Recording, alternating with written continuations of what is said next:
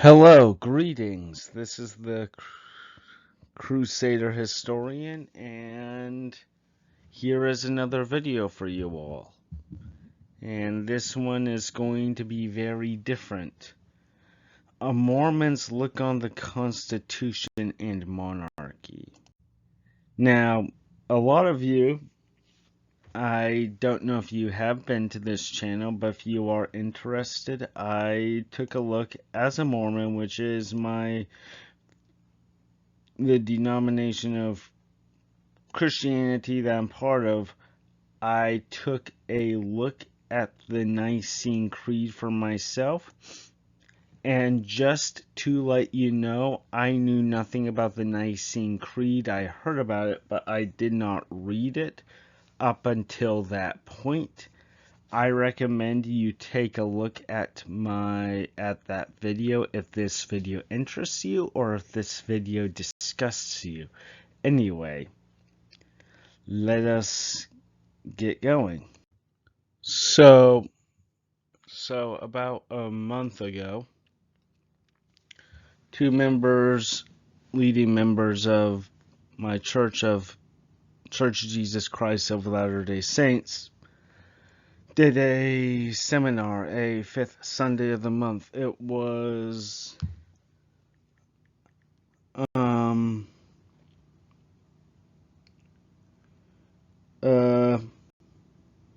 May 31st, actually. And it was talking about the Constitution and why members of the church should support it. So they talked about that. They talked about, well, we're going to get over what they are talking about. I hope you are ready, because I'm going to tell you my thoughts when I listened to it the first time. Because what happens is, they talked about their thoughts about the Constitution and invited our ward to think about it. And so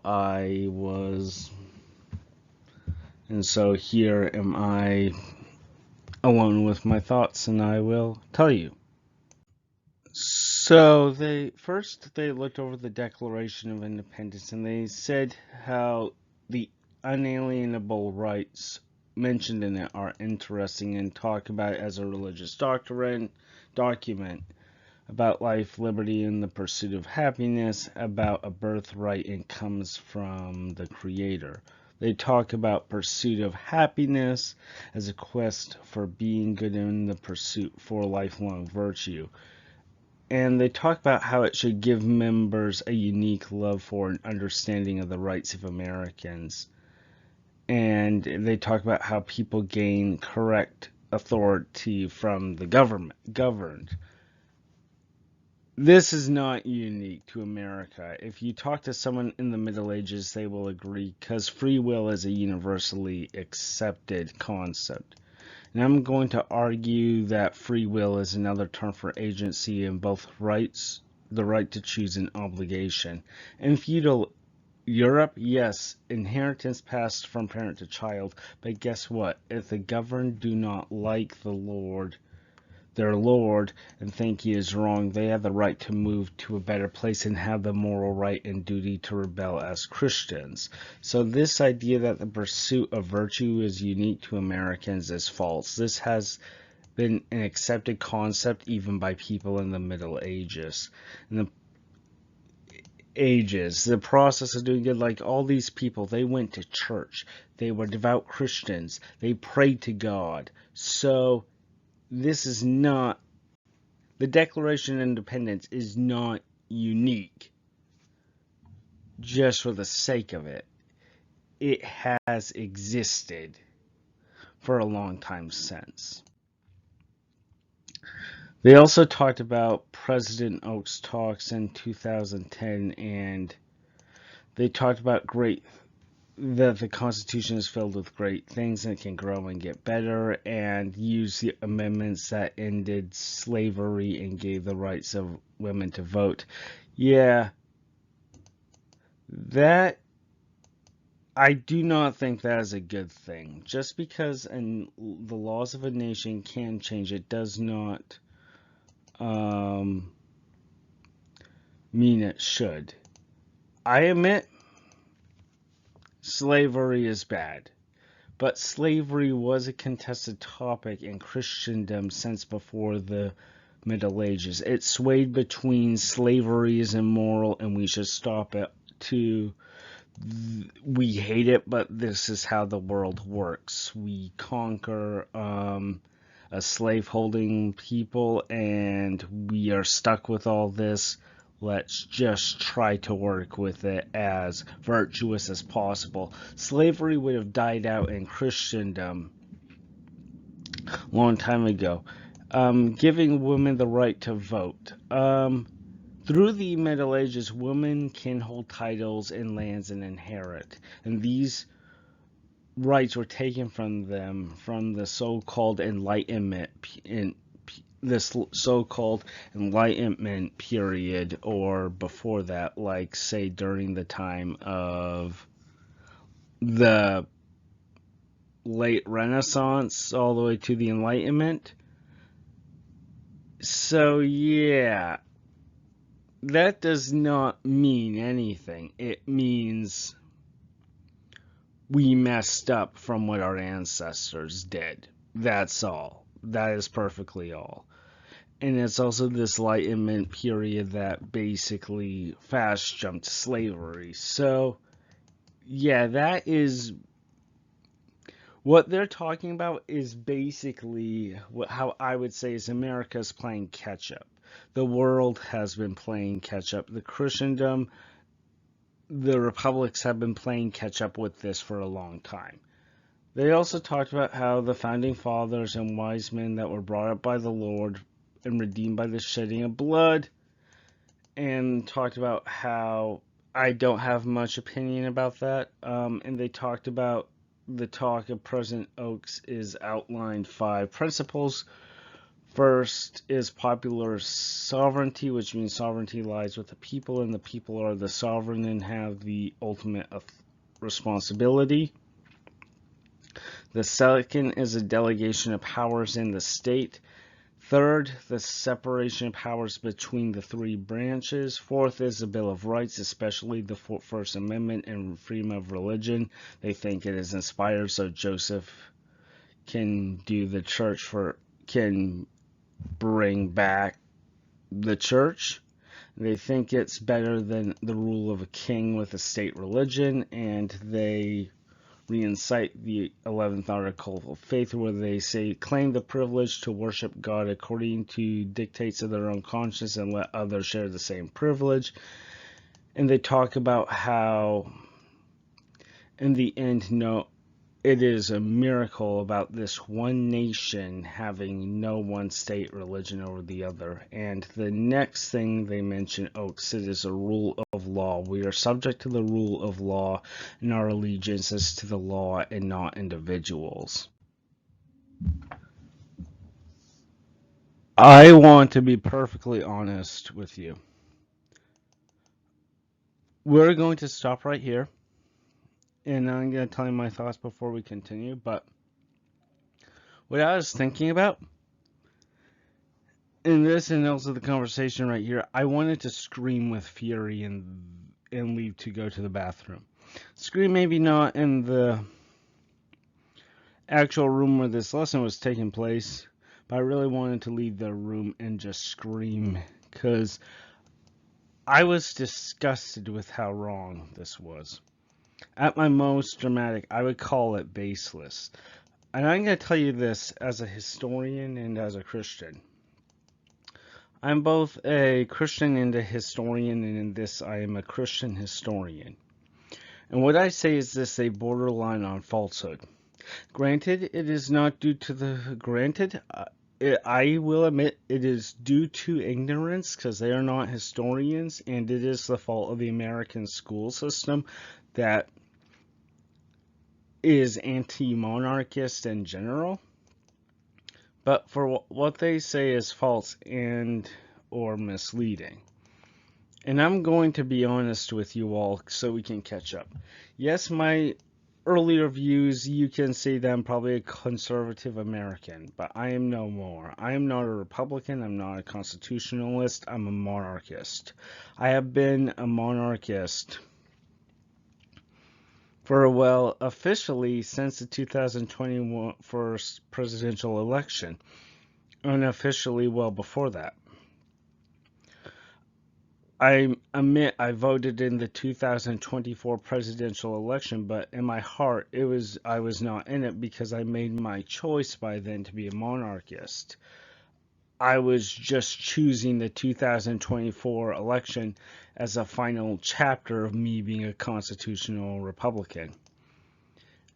Of course, I will be perfectly honest, I had elements of that before.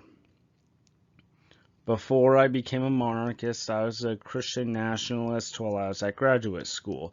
Not the mainstream that lunatic Pete is doing and others.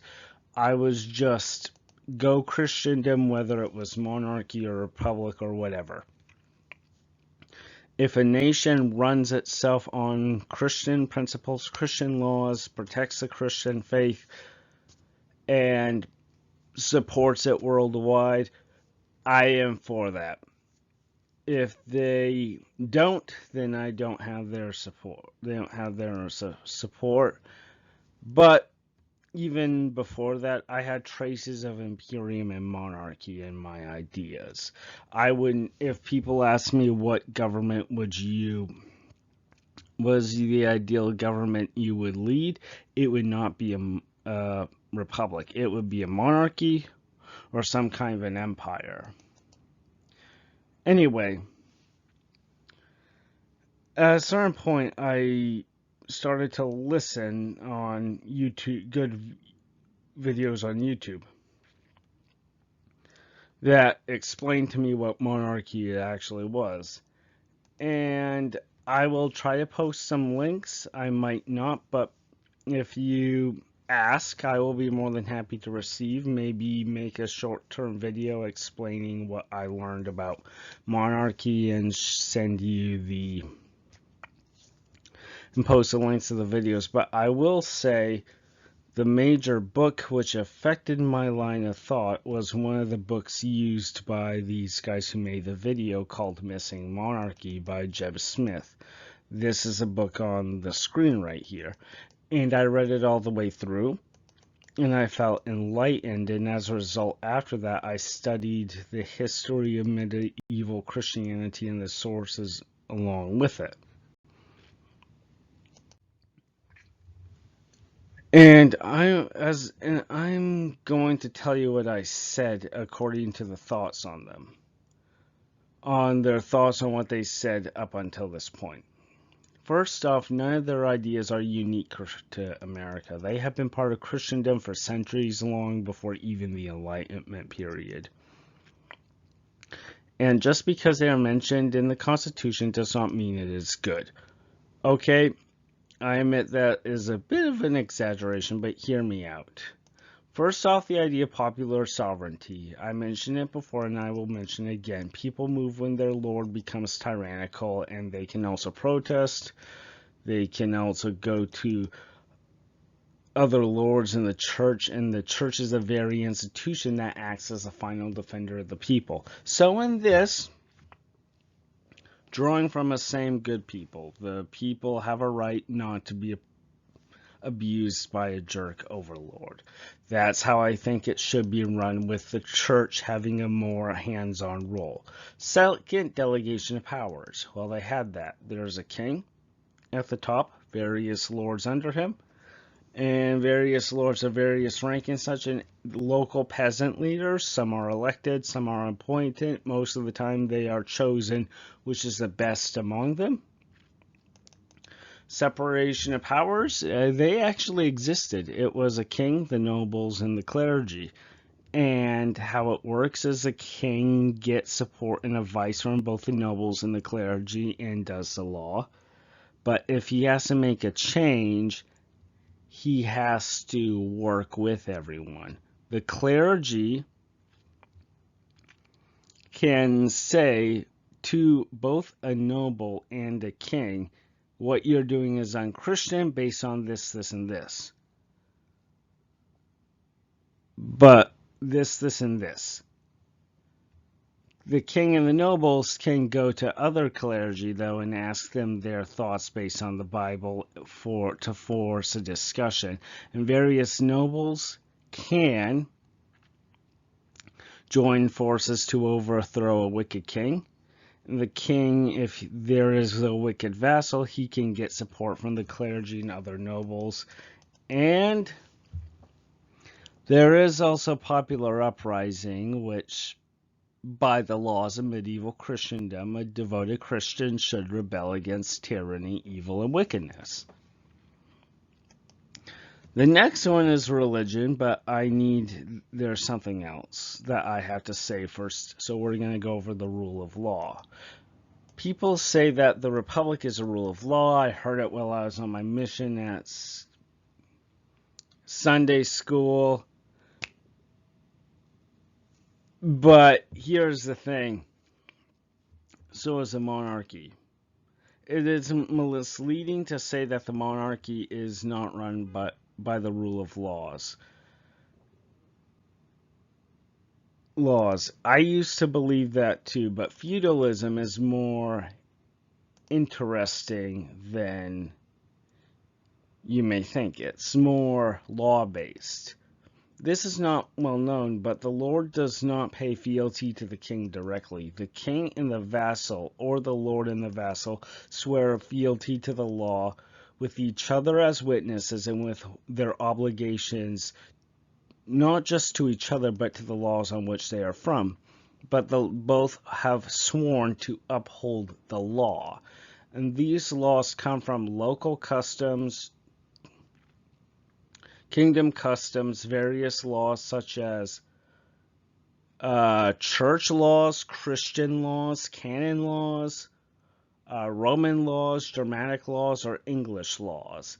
And how do these laws change? Well, they change over time with the people. That's it. The older the law is, the good it is. If it needs to change, the people will be like, we need to change this, and the change would happen naturally. It will not happen forcefully. I find that as a better form of how laws work and how governments are supposed to work. If you want a culture to change, you cannot force it by an open decree. You need to culturally convince people one at a time, slowly but surely, this is wrong. I mean, if we had something like this during the age of slavery, all it would be is lords of the North offering to foster children of the South and convince them that slavery is unchristian and wrong. So when they inherit the lands, they will gradually fade out slavery as well. So with that in mind, yeah, that is how laws worked back then, which I say is a lot better than our laws. Now we are going to talk to the fourth point about no state religion in Article 11. And I want to make this clear. Many of you who are both LDS and not LDS are not going to like this idea. Maybe some of you will. I don't know. But you're not going to like what I say. But I disagree with what they said. I think we should have a state religion, Christianity. And at first I heard the stories and such, I want to make it clear, but the concerning thing is many people are ignorant about the benefits of Christianity as a state religion and how it is the freest government possible. I am admitting that the state religion does not work for other nations, does not work for all sorts of nations. Like there's a religion, like there are some religions that don't work well with everyone. Like there's a state faith where you cannot If there's a nation where there's a state faith where you cannot have bacon, I find that as personally a problem for me and for everyone that likes bacon. Or if you're under a nation that is called the people of the book, who you are not of the established faith, but called something like the people of the book, and you have to pay a poll tax, or a better term, protection money to practice it. And there's another one, a state faith, where if that's a state religion, you cannot bury your dead. You have to leave it out there for the birds to eat. I will say atheism as a state faith is a terrible idea because it does not have morals. It does not have a moral foundation. Religion is a firm foundation for morals. Much of what we enjoy today, the laws we have, come from Christian morals and ethics of Christian nations ruled by Christian kings with Christianity as a state faith. And it works not just for Christians, but for everyone else. I will have an example. An example is Greece. Although they lost their monarchy, which is sad, they have the Orthodox faith as a state religion. But under Christian law, other religious organizations are protected because that is accordance of Christian principles. Do not believe me? Well, during the Middle Ages, there are a lot of Christian thinkers that talked about this. One example that I'm going to say is Thomas Aquinas. He talked about how Christians are to conquer the lands of the infidel to keep the lands safe for Christians to not being attacked. The powers that be, as in the Christian rulers at the top, are not to force conversion on the infidel and allow them to join the fold of God on their own free will, and they are to be protected. What does that mean? Translation. If you are not part of a Christian faith, I can attack you, but I cannot force you to be a Christian. You are free to practice your own faith, so as long as you do not break it, as long as you do not break any laws. If you, for example, are part of a faith where you cannot eat pork, fine, go ahead. But if you say believe in child sacrifices, we're going to have a problem. So this sort of idea has happened in Greece. And I say that is excellent. And I hear people, I heard people in our discussion calling this in my own church satanic. So, the Church of Satan exists in the United States. So they are saying that allowing their existence to exist is not satanic, but instead having a state faith of Christianity where Christian values are protected and safeguarded with teeth is satanic? That is absolutely messed up. I would say a good nation, I would say that personally, the faith of Satan, the Church of Satan, should be shut down, banned, and not permitted to exist. So that is my own look. My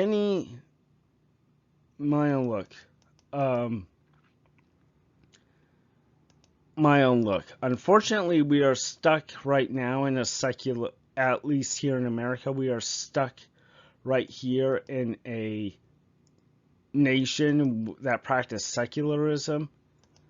But I would equate it with atheism. It has no strong moral foundation. It shifts in the time. And, but I will go back to what my church thinks about separation of church and state. First off, I don't believe that. And second off, how could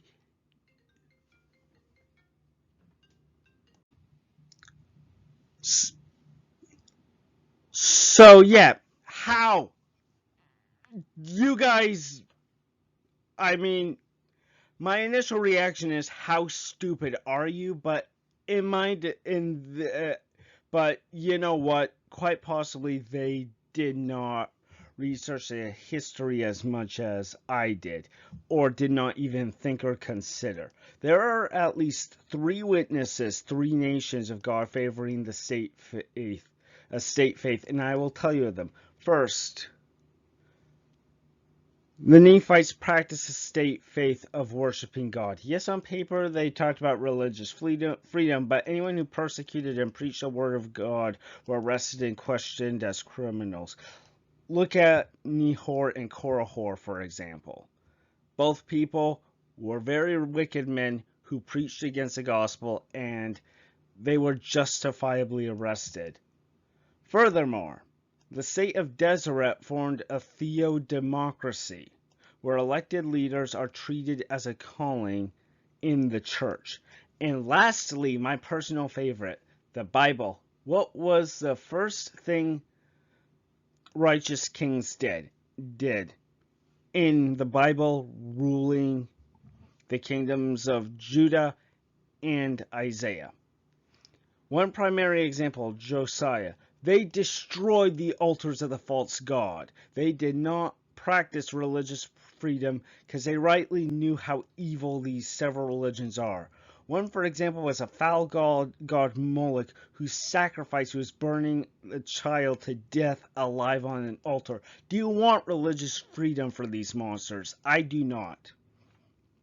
I will gladly, if the followers of Moloch existed as a religion today, I would gladly persecute that order. Why? Because it is evil to allow that. It offends God to allow that sort of wickedness to exist. So do not tell me separation of church and state is a good idea. The next they talked about how every member are supposed to defend the principles of the Constitution, which you can guess I am opposed. But they did mention in Oakes' talk about lowering contention in the world. And honestly, I think we can do with less contention in our world, but there's a problem. I think we have surrendered too much, a lot, and I think we are a weak and cowardly people who would not passionately defend ourselves and our beliefs. There are people who think that the only mode of operation is do not fight back, but the same Jesus that said turn the other's cheek is the same Jesus who whipped the moneylenders and told them, do not turn my Father's house into a house of thieves. There is a time and place in action for dialogue to make things easier, but there is a time and place for action or fighting for what is right, including but not limited to the shedding of blood. But I feel like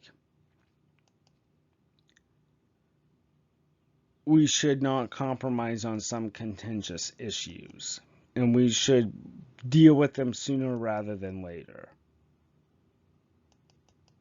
And they talk about getting in good people to protect the Constitution and to be active in the political process.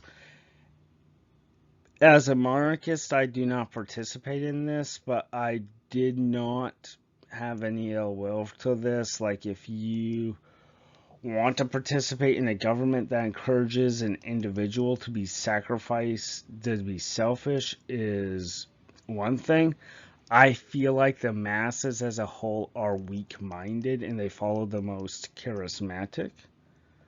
But that is just me. Anyway, these two brethren finish by saying the Constitution is divinely inspired and talk about how they love this government has lasted for 250 years and pray for another 250 years. And they quoted John Adams that said, our government was created for only a moral and righteous people, and after a little bit they ended. And I personally think that the John Adams quote is misleading, not because it's not true, it is, but You want to know the natural state of a democratic government? We are at it right now. The masses are just too weak-willed. Unlike a monarchy where the ruler is the ultimate authority as a vicar of God and protects his people's land and their souls, he would not allow anything or anyone to compromise their integrity. As for us living for 250 years, it is astounding that we lasted this long. But I will say this, it is not a cause to rejoice. It is a cause for reflection.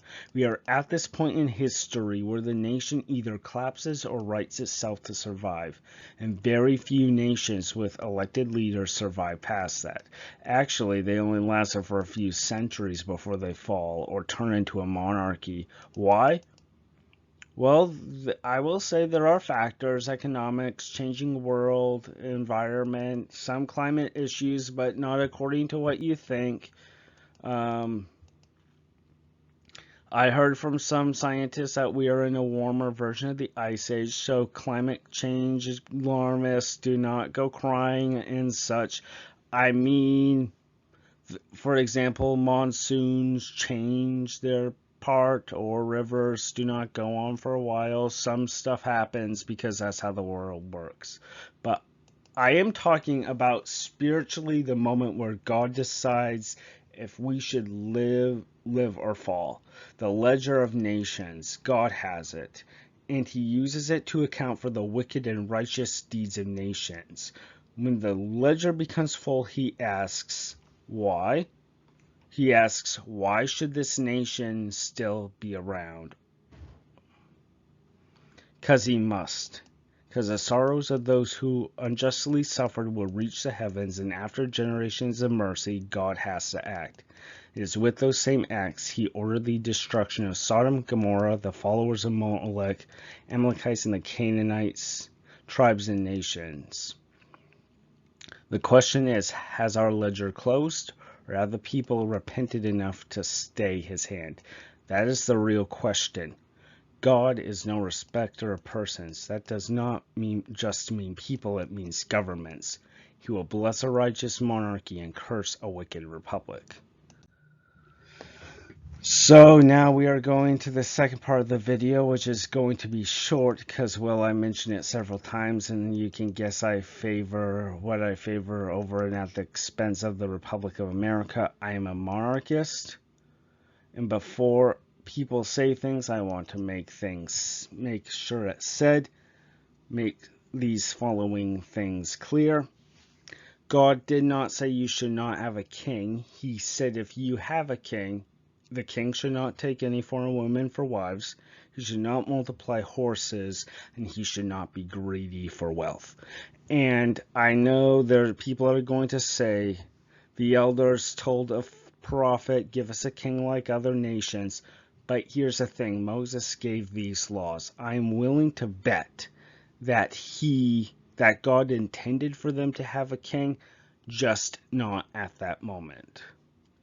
Also, King Mosiah said, if you could always have righteous kings, it would be well for you to have the king.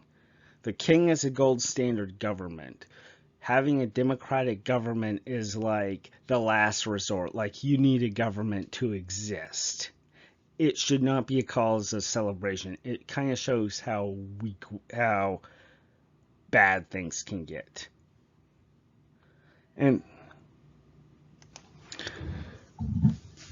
anyway, so throughout history, most if not all the time, the most righteous leaders for God and Christendom were kings. And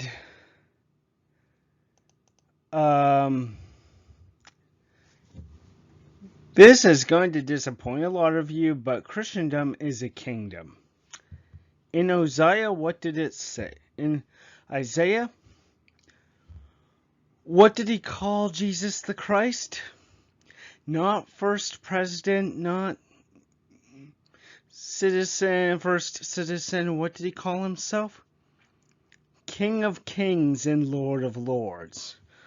So, at the end of the day, Nations rise and fall, but Christendom remains. So choose to either be a citizen of your state, as in secularism, or be a subject of Christendom. I will choose to be a subject of Christendom. But anyway, I'm a monarchist here in America, so do I support King George instead? Actually, shockingly, to many of you, I actually support, as a monarchist, I support the 4th of July. Why? Well, first off, it is a monarchist defends the laws and the customs of the country they rule or the country they live, within reason, of course. And the American Revolution is the same as the Christian concept of righteous rebellion. And had this happened in medieval Europe, in medieval time, under the Catholic Church, the Pope and the clergy would bless this rebellion and say it's a righteous rebellion against a wicked and evil king. And later crown George Washington as its first king. Personally, so the feudal systems that I love and adore and agree with, righteous kingship, righteous rebellion, Christendom, monarchy, that has it supports the righteous cause of the American Revolution. The one thing where it diverges is I think George Washington should have been king. But is how I think George Washington should have been king. Should have been the king of America. I am disappointed and sad he didn't, but I understand because it's, well, being responsible for everyone is a hard job. Most, if not all days, I don't like being responsible for anyone. I like to just do what I want to do all day without having to worry about anything else. In conclusion, this is the end of my video. I sure hope you enjoy it. I enjoyed watching it.